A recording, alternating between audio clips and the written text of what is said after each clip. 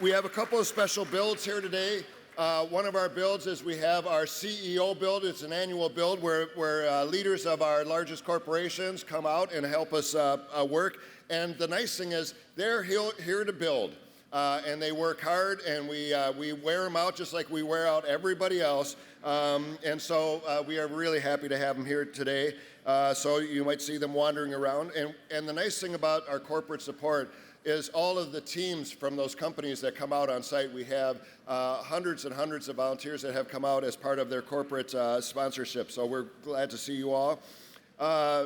What else do we have going here today? Well, we have Representative Angie Craig with us this morning. Angie, thank you so much for being here.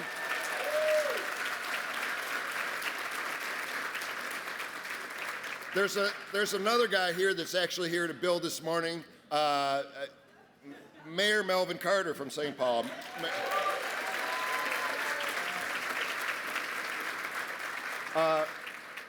And after breakfast, we're going to be setting up some walls over there because we have a program called Beyond the Build, which is business leaders discussing sustainability.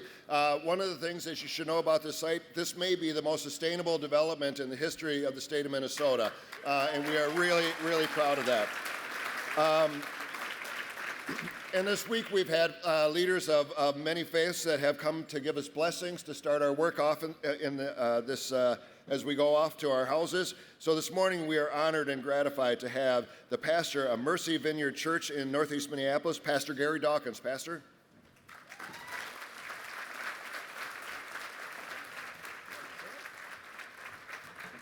I heard Chris was tall. Maybe that just shows how short I am. Good morning, ladies and gentlemen. So good to be with you, and thank you, Chris, for the introduction. It's so great to be here and be with each one of you because you embody the very heart of this incredible work. Now, I need to know what kind of company I'm in. How many Vikings fans do we have here today? Right? Come on now. All right, that's great. We know what to do. But do the Vikings know what to do? Last year was not that great. It was our record was 7-10. We were eliminated from the playoffs, and then our quarterback signed with the Atlanta Falcons. Yeah. Did someone say, "Go Falcons"? Get them out of here. Get them out of here. We may not have the best team on paper, but you know what we do have? We, as a team, have unity. We have unity. With unity, you can accomplish anything. With unity, with togetherness, with working together, we can do anything together. Now, unity is not sameness. Unity is not uniformity, but unity is oneness of purpose. It means we have the same goal. And the Vikings' goal this year is to make the playoffs, to have enough wins to get to the playoffs and beyond. We can't wait until we do that this year. Now, in the Bible, in my religious faith in Christianity, we have a story in John chapter number 17, verses 20 and 21. It is Jesus on his way to victory. And as Jesus is on his way to die for your sins and mine, and then raise from the grave with all power in his hands, before he does all of that, he pauses to pray. And do you know who he prays for? He prays for you and for me. And you know what he prays? He says, "Father, if they could just be unified, nothing could stop them. God, if they could just be one, if they could just come together, oneness of purpose, there's nothing that can stop us." And in our faith, we believe that we can impact this world for good. Habitat's mission is to bring people like you and me together for oneness of purpose, for one goal, that is to make home ownership possible for more families. And right here in the Twin Cities, we're going to do that today.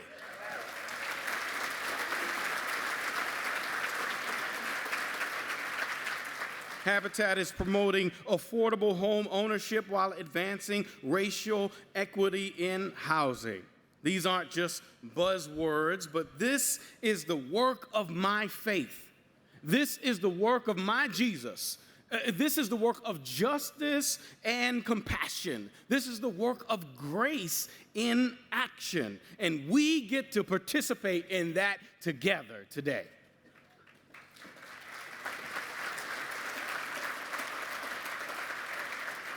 So today is not just about building houses. Today, we're creating space where families can live out their dreams. Today is not just about building houses. No, today is about creating space where children can live and sleep in safety. Today is not just about building houses, but it is creating space where hope can take root and grow. What we do today matters. Not just for families who will move in, but for all of us as a society and for all of us who believe in dignity for all. So, as you grab your tools today, as you grab your hammer, as you grab your saw, know that it's not just about hammering nails and sawing wood, but this is an opportunity to make a lasting impact in someone else's life. And the beautiful part is that none of us can do it alone. We need one another. We need each other.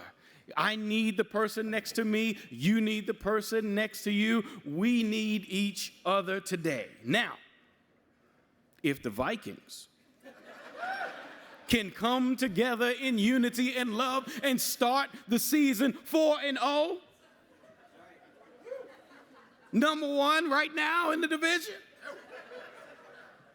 we can surely come together as one and build one more house, two more houses, a community for the Twin Cities and families who want to live here.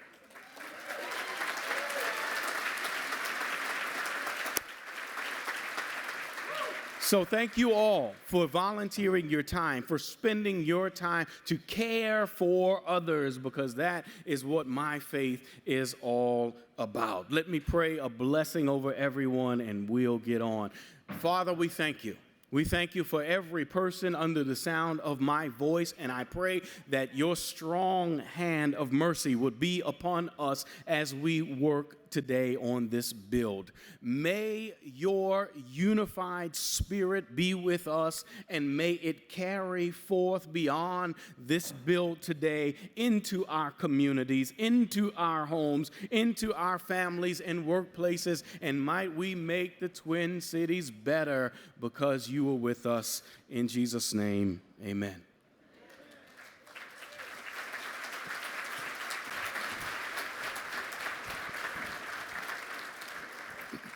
I can already feel another victory coming on. Thank you, Reverend. That was beautiful.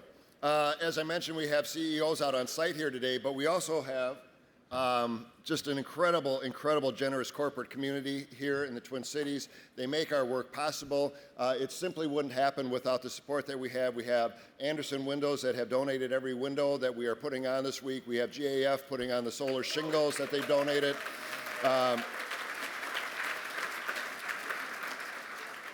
And one of our great partners has been Delta Airlines. I love going on a flight where I walk down onto the airplane, and I always see the Delta Habitat posters on the walls. It fills my heart and makes me think I should get some free flights.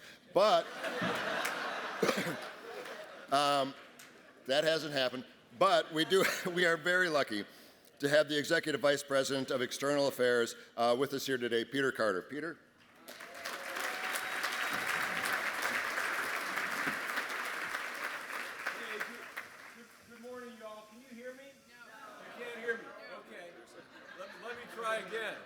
Let me try again. They put a thing on me, but It didn't work.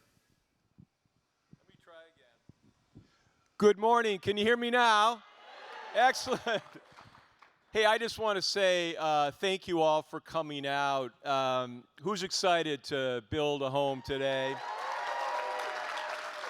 Who's excited to build a home with Trisha Yearwood and Garth Brooks? I mean, for the rest of your lives, you're going to be able to say, oh yeah, I built a home with Garth Brooks and Trisha Yearwood. It's kind of cool. Delta Airlines, as Chris mentioned, has a long association with Habitat for Humanity, not just in the Twin Cities, but Habitat International and around the world. And we have a long association with Jimmy Carter and the Carter family. I'm so honored to be on this stage with these banners with their photos. This goes back to Jimmy Carter's days as governor of the state of Georgia, and yes, I did cheer for the Falcons, as I was required to do since I came up from Atlanta last night. But Jimmy Carter was, and is, he's a multi-million miler on Delta, and I've got a wonderful Jimmy Carter story I have to share with you all. So Jimmy Carter, every time he flies on Delta Airlines, and you may have experienced this if you were ever lucky enough to be on a flight with him, he would greet every single customer. And you can imagine our customers absolutely loved it. It was such a special thing. And he was so present and he listened. And our employees really appreciated that too, except when it was brushing against our departure time. And then you had to be the employee, and I had my colleagues over here, and they're all, this is going to resonate with every one of them. You had the employee who had to say, Mr. President, could you sit the hell down? Because remember, we are the on-time machine. In any event, Jimmy Carter was like, he is a member of the Delta family, and our thoughts and prayers are with him this week as he turns 100. We really are blessed to have such an amazing person lead and be so involved with such an amazing organization like Habitat. One of the core values of Delta Airlines is we give back to communities where we live and work and serve. And with Habitat, that means over the last 19 years, we have helped build over 290 homes in 13 countries. Just this week, in honor of President Carter's 100th birthday, we have hundreds of volunteers on builds throughout the country. So really, this is a part of our DNA. I want to thank Habitat, you all, for being such great partners. I'm looking forward to rolling up my sleeves and helping build a house. And let's all get out there and let's stay safe out there. Safety first. Thanks, everybody. Have fun.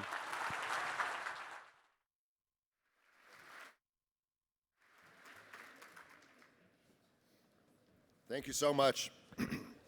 We also have one of our platinum sponsors here this morning. This partnership also, like the partnership with Delta, goes back many, many years. They have been just a fantastic help on the work that we're doing, and that is Wells Fargo. Today we have Wells Fargo's Executive Vice President and Head of Public Affairs, Jason Rosenberg, for a few words. Jason?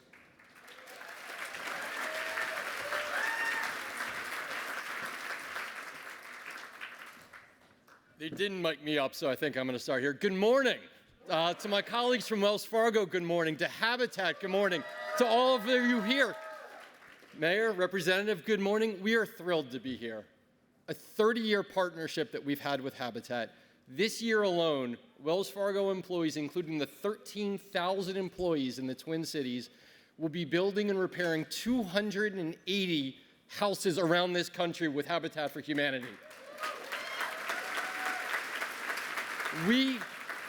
Just like Representative Craig, I spend too much time in Washington, so instead of using 10 words, I'm going to try and keep it to one. What I do want to say is, this year, 2 days after the 100th birthday of President Carter, there is no better way to celebrate his vision and his work than to build homes for families here in the Twin Cities. We are thrilled to be doing it here with you. We are thrilled to roll up our sleeves. Wells Fargo thanks you, and we're ready to get to work.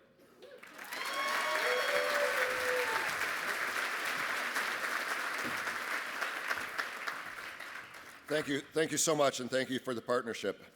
At the end of the day, we are here not just to build camaraderie amongst ourselves. We're not just here to say that we hammered some nails or put some boards on the side of a wall. We are here to advance home ownership in the Twin Cities, because when we build homes for families, when we create that stability, we know that we are impacting the lives of that family for generations to come. And so let us always remember that at the heart of our mission, we are changing lives. And every time you pull that hammer back to hit that nail, you are making a difference in the lives of a family. And so we are always honored when our families come out to share their stories. And one of our longtime Habitat homeowners, and one of my favorites, I met you, I think, like practically the first week that I started in this job over 6 years ago. And her story just moves me every time. And today we're lucky to have with us Juanita Jensen. Juanita?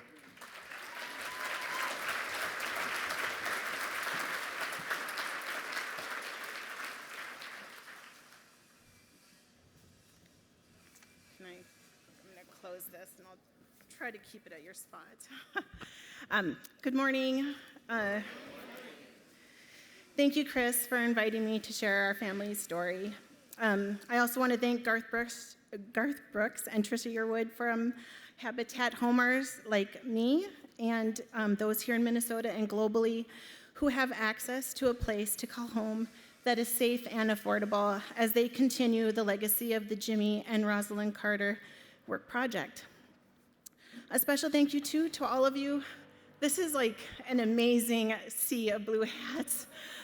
I was telling Chris, it's the vibe that's here and the bus coming in. It was just like, people are ready to go, and it just feels so good in my heart. So full disclosure, I likely will break down, and I'll likely go over my time, so apologies in advance.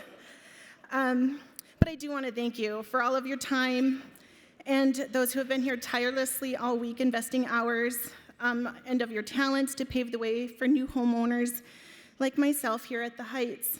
I hope our family's story will show how the returns on your investment here inspires us Habitat homeowners to thrive and flourish.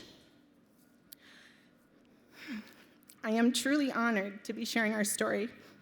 Like many families today, and for us in the 90s, a long time ago, safe and affordable housing seemed unattainable.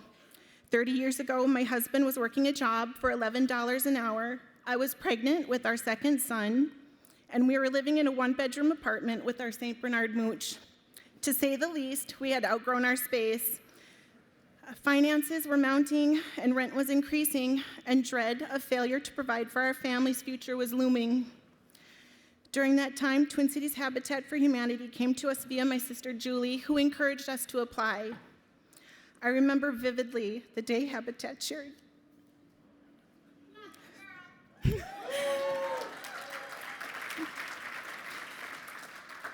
The day Habitat shared the news that we were chosen. The feeling of dread fleeted, and we had pure excitement and exhilaration that took over. This was an opportunity for new beginnings, prospects of home ownership, and a safe place for our growing family. Home ownership meant a roof over my family's precious little bodies, with safety and protection from obvious things like Minnesota winters. Anxiety from our current living situation was replaced with hope. A huge sense of security and reassurance came over us. Now we could provide the same feeling to our children, knowing that they would never be homeless or hopeless, that they have a forever home. This stability allowed the potential for individual growth and a sense of accomplishment. Accomplishments came in so many ways to our family over the years. For our family, it meant my husband could work full-time at the Minnesota Vets Home for the last 28 years as a nursing assistant while paying an affordable mortgage and allowing me to stay home with our littles. With no high school diploma of his own and his own childhood hopelessness, He had 2 wishes: that his kids would never go hungry and that each one of his children graduate from high school. We are so proud to say that both happened. Each one of our children graduated, and they never went hungry. Although with 4 teenage boys at home, they may argue that. Our oldest son, Lucas, graduated in 2012 and in 2016 from Gustavus Adolphus College. Lucas currently lives with his partner of 8 years in St. Louis Park. He is currently an interim supervisor and health equity strategist, focusing on initiatives to advance both racial and health equity for the state of Minnesota.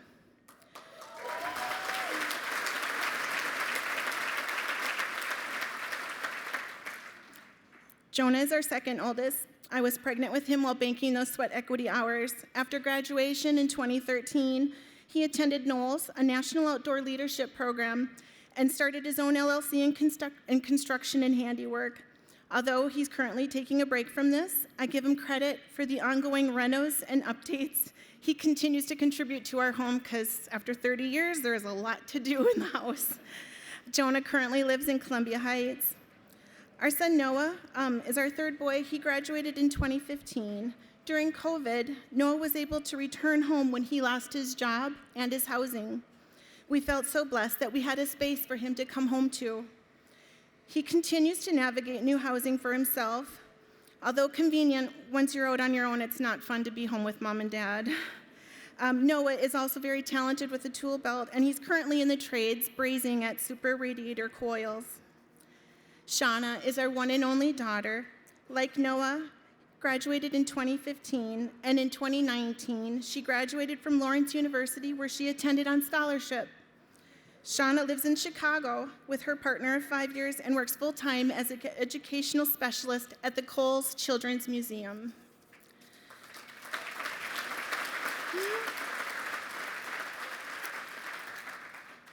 There's one more kid, too. Our youngest is Gabriel, and our last to graduate high school in 2016. He is busy logging hours of electrical work as an electrician apprentice. He is well on his way to journeyman status and currently works full-time for All Energy Solar.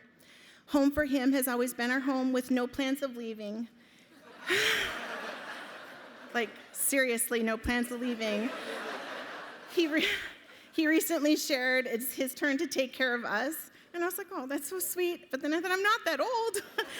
So, yeah, he's very dedicated to being home. It is truly amazing, though, as a parent, to watch our children thrive and flourish with confidence. Accomplishments didn't stop there.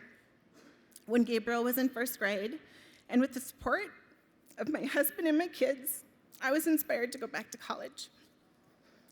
I finished a degree that I had started before husband and kids came to be. Thank you.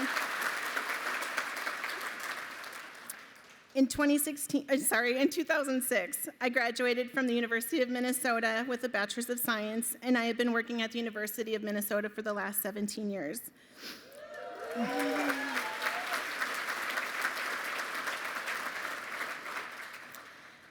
Not once did we take for granted the stability and the safety affordable housing has provided to our family.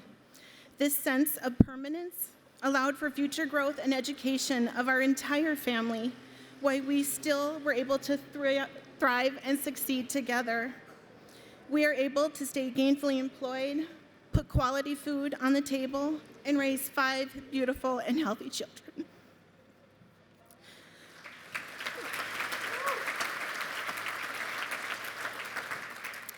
Now, as we approach our older years, really not that old, but my husband is looking forward to retirement and fishing.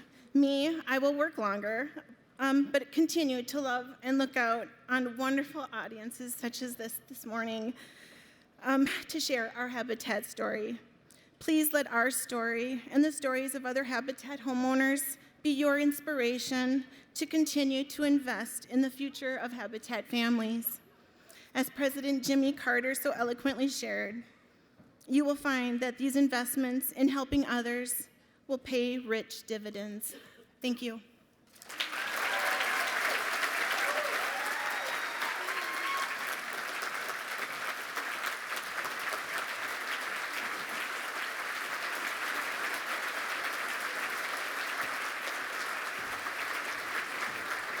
Whoa. Wow, thank you, Juanita. No matter how many times you tell me that story, it gets me every time. And that's what it is all about. Now, what else it's all about is safety. And we have with us this morning our safety captain, Mike Robertson, to lecture all of you. Thank you, Chris, and good morning, everybody. How's everybody doing today? All right. I understand from looking at registration that there's a lot of new folks out here today. If today's your first day on site, please raise your hand for me. All right. Thank you all for being here. We are over the hump. It is Thursday. It's been a fantastic week. Now, if you have been here all week and you have the energy in your arms to raise your hand, let me see you all. All right. So my first message is for all of you that have been here all week. Today is Thursday. You are tired. I want everybody to slow down just a little bit. I know we still want to build. We still want to be productive. We still want to have fun. We still want to show how tough we are, especially if we're older. I know I do. But take a minute and slow down. Thursdays historically are the days when the most injuries happen on our sites in these kinds of builds. So we want everybody to take a beat. If you were working with somebody and today's your first day and you're gung-ho and moving really fast and you're working with somebody that's moving a little slower, don't expect them to speed up. You just slow down a little bit. If you're throwing a piece of plywood around, you don't expect them to keep up with you. You just need to take a beat. I want to talk a minute about some things I've learned this week. First thing I learned something every day. First thing I learned is, especially if you're a man, if you show up at 6 o'clock in the morning and you need to go to the bathroom, you better have a headlamp on. Second thing I learned yesterday is that when the wind is howling 20 miles an hour and you're on a really dusty work site, you do not smile at all. Third thing I learned was last night. I was so tired last night, I went home, I laid on my bed. It was really dusty, windy yesterday. And I got up, and my sheets looked like the Shroud of Turin. It was terrible. So if you're staying in a hotel and you do that, please tip your housekeepers. It is not a nice thing to do. Anyway, now some safety stuff. It's going to be a much milder day today, so a little bit of a breeze from the north, but not anything like it was yesterday, so the wind's not going to be as much of an issue. You still need to stay hydrated, even though it's a little bit cool out. We have lots of bottled water. There are water trailers. There's a couple of water trailers on site. You can fill your own water bottle, which would be our preference. We also have lots of Gatorade and Powerade, and our medical staff have recommended kind of a 2-to-1 ratio, so 2 bottles of water to 1 bottle of Gatorade. Keep track of that, and I want to see you using that portable toilet. Take breaks. You know, you're here to work. You're excited, but you don't need to kill yourself doing it. So if you're feeling a little bit run down, there's snacks all over the place. You can come in here and just take a minute to be a little bit quiet. There's bathrooms throughout and hand washing sites throughout. Third thing's lunch. You're going to be released for lunch house by house, starting about between 11:30 and noon. And just a reminder for anyone that is here for only half the day, you're going to start loading your bus around 11:15, and you do get lunch on your way out. The lunch line will be open. You don't have to go home sad and hungry. You can grab some lunch on your way out the door, so please do that. Quick reminder that there's no smoking on the site. There's a designated smoking area kind of outside the entrance where you all came in, so we're not in high school anymore. You don't have to hide behind the toilets and smoke your cigarette. We love you all very much, but we don't want to breathe your smoke. Waste bins. We're trying really hard to be sustainable in every way possible here, so we've got specific waste bins. Almost everything that we've got here when you're eating and drinking is compostable, even those things that look like plastic. The plates, all of that stuff, and then there's recycling as well for your plastic bottles. And let's keep the construction debris in the black bags that are on each job site. Quick safeguarding message: safety is not just about physical safety; it's also about emotional safety. So we don't have any tolerance for bullying or harassment of any sort. So please slow down and take a moment before you say something that might make others around you uncomfortable. And if you do experience anything like that, please reach out to one of our safeguarding officers who are on site all week wearing orange. There's a slide up here that has all the color coding. They've got orange helmets and armbands. We take this very seriously, and we hope you all work together to create a safe and welcoming environment. Let's see what else I got. You know, one of the themes that's come through today for all of our speakers is something I think a lot about when I come out to habitat sites, and it's love in action. I think really at the end of the day, what we're doing here, building homes for families to create their futures, is really love in action. So I want to thank you, each and every one of you, for being out here. A couple more kind of site-specific things. As we get higher up off the ground, things get a little bit more tricky and dangerous. So I want to remind everybody about safety harnesses. If you are supposed to be in a safety harness, you need to make sure you're wearing that thing, and your house leader will help you get in it. We're not going to make anybody go up and do that, but we do think it's important for you to do. Hard hats and safety glasses must be worn at all times when you leave this tent, and you can get ear protection on your site as well. It's a really large active work site. There's a lot of vehicles moving around. We use these big forklifts that you may have seen moving walls and things from the procurement area down to the job site. So please try and keep the road clear. Please try and not be looking down at your phone and walking along. I know that's a habit that a lot of us have gotten into. If you're carrying something, just be aware of your surroundings. You want to make sure that you're letting folks know if you're carrying something, kind of call it out. If you got something heavy that you need to carry, please grab a friend. There's 1,000 of us here. There's no reason you ought to be carrying heavy things by yourself. No heroics necessary. If you were using a ladder, we want to make sure that ladder's secure. Grab a friend to help you stabilize it at the bottom. If you have a step ladder, I want to see that thing open with all 4 feet on the ground, even if you have to dig out a little bit to get the feet set. We've got scaffolding, which is fantastic, really helpful to have on the site. But please be careful as you're accessing it, and be aware of your surroundings as folks are working above you. If you experience an injury, we've got a fantastic medical team from all around the country here. And they have a big medical tent kind of right in the center of the site, and then one down at the south end. If you need anything, even if it's a small thing, they'd like you to report directly to them. We haven't really had very many serious injuries this week, and that's a fantastic thing. We want to keep that going all the way through the week. If you have an existing medical condition that you would like to make them aware of, please do so.